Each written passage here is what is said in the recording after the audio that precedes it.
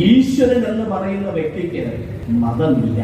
ഹിന്ദുക്കൾക്കും മുസ്ലിങ്ങൾക്കും ക്രിസ്ത്യാനികൾക്കും ഏത് മതത്തിൽപ്പെടുന്ന വ്യക്തികൾക്കും ഒരൊറ്റ സൂര്യനെ ദൈവം വെച്ചിട്ടുള്ളൂ. ഒരുപാട് സൂര്യന്മാരൊന്നുമില്ല. ചന്ദ്രൻ ഒന്നേ ഉള്ളൂ, ഭൂമി ഒന്നേ ഉള്ളൂ, വെള്ളം ഒന്നേ ഉള്ളൂ. ഈ പ്രപഞ്ചത്തിനകത്തുള്ള സകലതും ഈശ്വരൻ നൽകിയിരിക്കുന്നത് മത ജാതി വർണ്ണ ചിന്തകൾക്ക് അതീതമായി ഈശ്വരൻ ഏകത്വത്തിൽ സ്ഥിതി ചെയ്യുന്നു എന്ന് മനസ്സിലാക്കിയപ്പോ അതിലേക്കായി കൂടുതൽ ഞാൻ പഠിക്കാനായി തുടങ്ങി.